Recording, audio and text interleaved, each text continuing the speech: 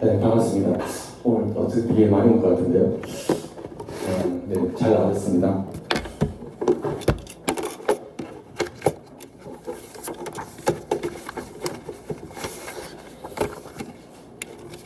오늘 살펴볼 말씀은 성찬에 대한 이제 말씀인데요. 지금 나를 기념하라 이렇게 잡아봤습니다. 오늘은 우리 고린도전서를 이제 살펴보려고 하는데, 고린도전서 역시 바울의 대표적인 서신서 중에 하나로 포함이 됩니다. 고린도 교회는 바울의 2차 전도 여행 중에 바울에 의해서 세워진 교회입니다.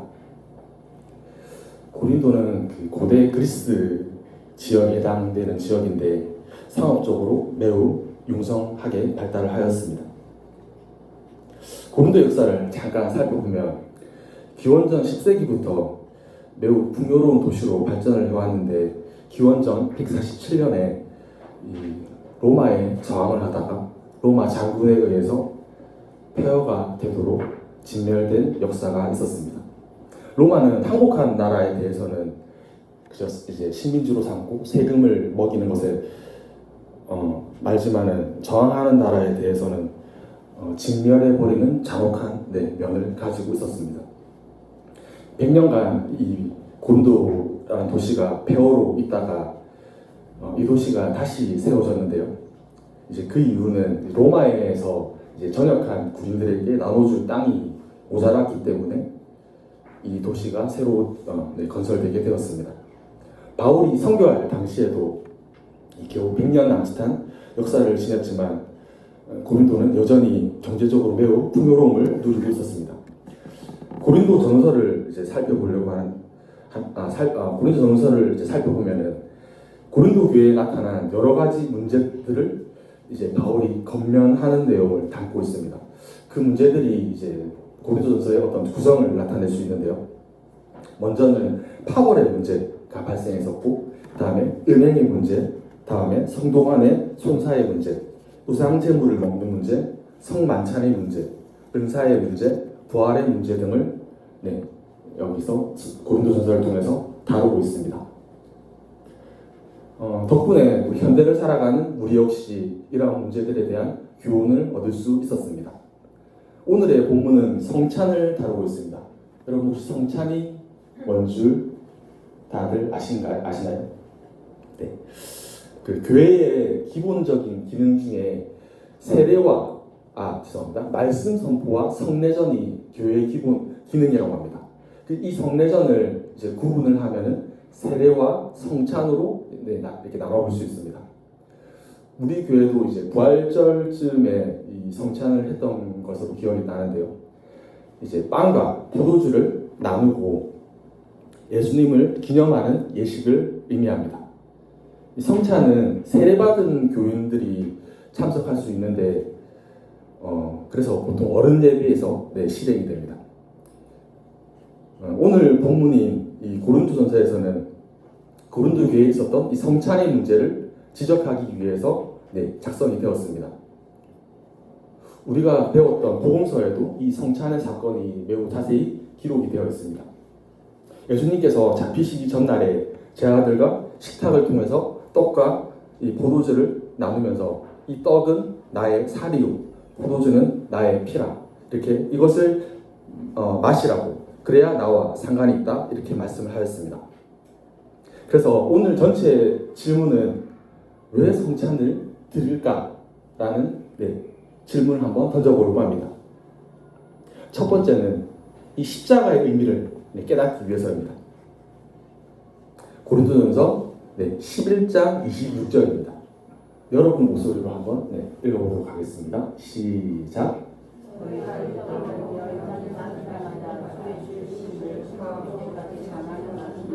아멘. 여기서 전한다라는 말은 그래서 약간 전도한다라는 의미로 받아들이기가 쉬운데, 이 전한다라는 헬라어 원어는 제가 기억 안 했는데 기억하다, 상기하다라는 의미가 있습니다. 즉 이 떡과 포도주를 마실 때마다 예수님의 희생의 의미를 기억하고 상고하라는 것입니다. 성찬을 받아야 구원을 받는다는 것을 압니다. 그렇게 말할 수는 없습니다. 하지만 예수님은 자신의 피와 살을 먹지 않는 자는 자신과 상관이 없다고 말씀하고 계십니다. 요한복음 6장 48절에서 51절을 제가 한번 천천히 읽어보도록 하겠습니다. 내가 곧 생명의 떡이니라. 너희 조상들은 광야에서 만나를 먹었어도 죽었거니와 이는 하늘에서 내려오는 떡이니 사람으로 하여금 먹고 죽지 아니하게 하는 것이니라. 나는 하늘에서 내려온 살아있는 떡이니 사람이 이 떡을 먹으면 영생하리라. 내가 줄 떡은 곧 세상의 생명을 위한 내 살이니라 하시니라. 아멘. 예수님은 스스로가 생명이기에 자신을 먹어야 살 수 있다고 말씀하고 계십니다. 요한복음의 이 생명의 떡에 대한 말씀은 마찬가지로 예수님의 최후의 만찬 자리에서 하는 이야기와 매우 흡사한 의미를 가지고 있습니다. 그래서 요한복음만이 이 예수님의 최후의 만찬을 기록하고 있지가 않습니다. 예수님을 먹어야 영생을 얻는다는 말은 무슨 말일까요? 조사님 옛날에 이 다빈치 코드라는 책을 본 적이 있습니다. 여러분들 혹시 본 적 있나요? 한 20년 된 책이고 영화로도 나왔었습니다. 저는 되게 재밌게 봤는데 이 영생을 오해하면 이 다빈치 코드에서 있었던 일처럼 발생을 합니다. 이 성배를 얻으면은 이 성배를 갖다가 이 예수님의 이 피를 이은 자의 이 피를 부어서 마시면은 영생을 얻는다, 이런 이제 설정이 되어 있어서 막 루브르 박물관을 찾아 헤맵니다. 여러분, 예수님 안에 생명이 있다는 것은 어떻게 해석해 볼 수 있을까요? 예수님의 십자가 사건을 해석하는 실마리를 제공합니다. 성찬이 어떻게 예수님의 십자가와 연결이 될까요? 십자가 사건을 통해서 예수님의 피를 쏟으시고 살을 찢으면서 그 자신을 희생하였음을 나타냅니다. 그러니 자신의 피와 살을 먹어야 영생을 얻는다는 것은 피와 살을 먹는다는 말을 십자가로 대체해 볼 수 있습니다. 즉 예수님의 십자가로 말미암아 우리가 영생을 얻었다는 것입니다. 조사님이 전에 영생이라는 말에 대해서 오후 설교에서 한번 설명한 적이 있는데요. 자, 영생이라는 말은 영원히 죽지 않는다는 의미일까요? 영생은 이 한자어로 영원한 생명을 나타내는데요. 여러분 혹시 창세기 1장 1절을 한번 같이 외워봤으면 좋겠습니다. 다 외우시죠? 시작. 창조하시니라. 아멘. 그 하나님이 천지를 창조하셨다는 이 선포는 하나님이 창조의 주체라는 설명도 있겠지만 하나님이 바로 이 생명 그 자체라는 의미가 있습니다. 그리고 이 영원이라는 것은 하나님의 속성입니다. 하나님은 어떤 분이십니까?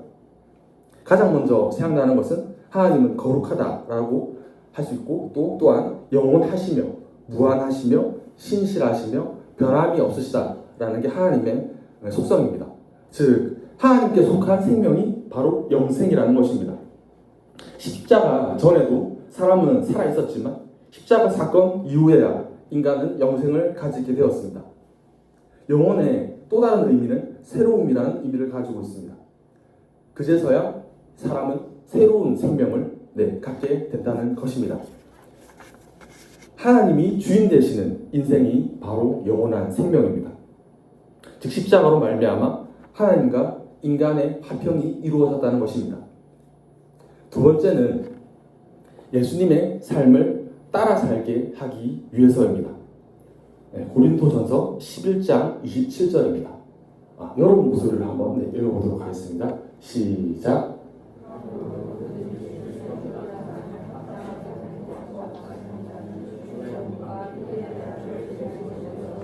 아멘.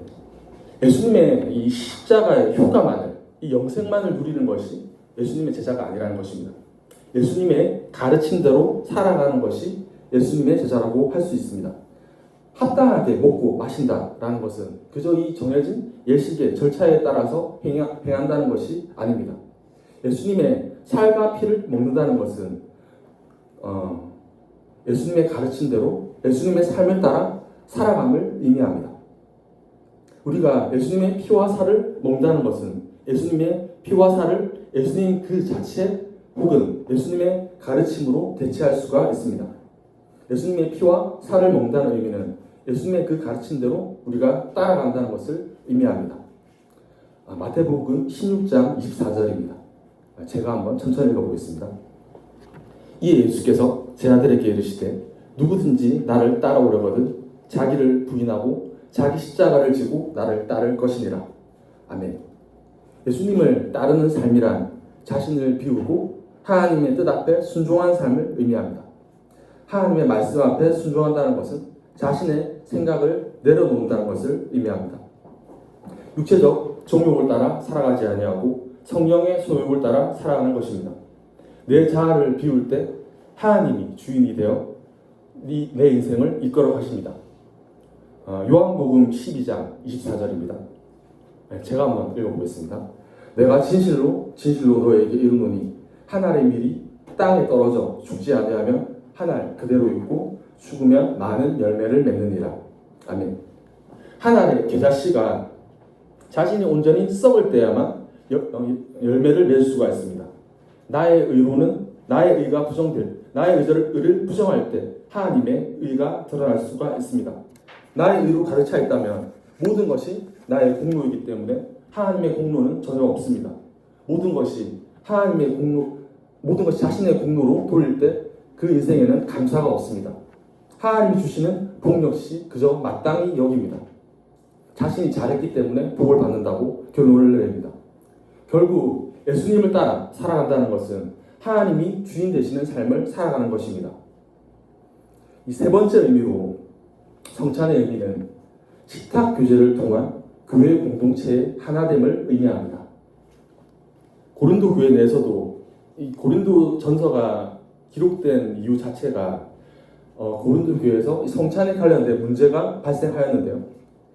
부유한 사람들만이 이 성찬을 먼저 와서 먹어버리고 가난한 사람들은 음식을 뒤늦게 와가지고 음식을 먹지 못하는 일이 발생하였기 때문입니다. 그래서 바울은 성찬의 문제를 해결하기 위해서 고린도전서 12장 33절과 같이 권면하고 있습니다. 제가 읽어보겠습니다. 그런즉 내 형제들아 먹으러 모일 때 서로 기다리라. 부유한 사람, 가난한 사람 모두 모여서 먹으라고 권면하고 있습니다. 여러분, 함께 밥을 먹는다는 것은 어떤 의미를 가지고 있습니까? 우리 한국 사람들은 되게 함께 밥을 먹는 걸 좋아합니다. 밥을 함께 먹는 것을 식구라고 부르고 또 다른 이름으로 가족이라고 부릅니다. 밥을 함께 먹는다는 것은 그 사람이 내 편이라는 것을 의미합니다. 또 내 편의 사람의 특징은 또 내 편의 사람을 극진히 챙긴다는 것입니다. 밥을 함께 먹으면서 친밀감을 형성합니다.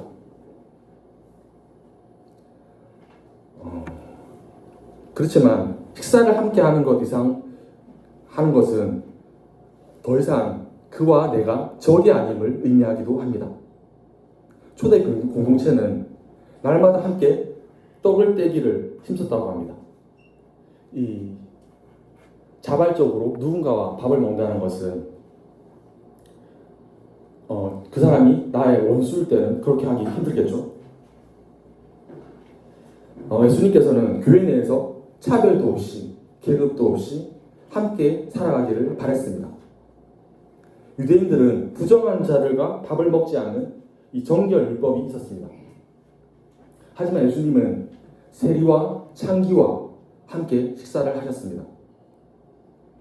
세리는 로마의 하수인으로 백성들을 상대로 세금을 과도하게 거둠으로써 백성들을 괴롭게 하던 자들이었습니다. 창기는 몸을 파는 사람들로 성적으로 부정한 사람들이었습니다. 하지만 예수님은 이 세리와 창기와 친구가 되어주셨습니다. 하나님이 정하다고 인정하시면은 하나님의 은혜가 미친다면 인간의 힘으로 깨끗하게 할 수 없던 것들이 깨끗해집니다. 예수님의 가르침이라면 용서할 수 없는 사람과도 친구가 될 수 있습니다. 하나님 앞에 인간의 높음과 낮음도 마찬가지입니다. 인간 사이에서야 내가 더 잘났다, 네가 더 잘났다. 하지만 하나님이 보시기에 인간의 높고 낮음에 의미가 있을까요? 하나님의 미련함이 사람의 지혜보다 낫다고 성경은 기록하고 있습니다. 교회에서 모든 성도가 같은 빵을 먹고 같은 포도주를 마심으로 주 안에서 우리가 형제요 자매임을 선언하는 것입니다.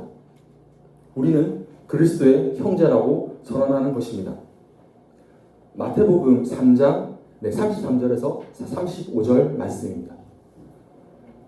대합하시되 누가 내 어머니이며 동생들이냐 하시고 둘러앉은 자들을 보시면 내 어머니와 내 동생들을 보라. 누구든지 하나님의 뜻대로 행하는 자가 내 형제요 자매요 어머니니라. 아멘. 그리스도의 뜻대로 행하는 자가 바로 예수님의 형제요 자매요 또한 형제입니다. 그리스도의 뜻대로 행하는 여러분들이 바로 그리스도의 형제요 자매입니다. 말씀을 정리해 보겠습니다. 오늘 우리는 이 성찬의 의미에 대해서 살펴보았습니다. 성찬은 예수님을 기념하기 위해서 행합니다. 예수님을 기념한다는 것은 예수님의 십자가의 희생을 되새기며 그 십자가로 말미암아 우리가 화평을 누림을 기념하는 것입니다. 예수님이 바로 우리의 구원자가 되심을 예수님의 성찬 예식에 참여함으로써 선언하는 것입니다. 또한 예수님의 성찬은 바로 예수님의 삶을 따라 살 것을 결단하는 것입니다. 우리 역시 예수님의 피와 살을 먹음으로 예수님처럼 살아갈 것을 결단하는 것입니다. 한 알의 밀이 땅에 떨어지지 않으면 열매를 맺을 수가 없습니다. 여러분의 모든 자아와 모든 고집과 이기심마저 죽을 때 성령이 이끌어 가시는 삶을 살아갈 수가 있습니다. 마지막으로 이 성찬은 예수님 안에 우리가 가족됨을 선언하는 것입니다. 사회적으로 소외받는 사람도 약한 사람도 하나님과 함께 예배할 수가 있습니다. 함께 떡과 포도주를 나눌 수가 있습니다. 할 수만 있다면 모든 사람과 화평하는 것이 하나님의 뜻입니다. 예수님의 십자가가 나를 향한 하나님의 사랑을 깨닫기를 바랍니다. 예수님과 동행하는 삶이 여러분의 삶이 되기를 축복합니다. 다 함께 결단 찬양으로 하나님께 나아가시겠습니다. 일어나서 찬양 드리시겠습니다.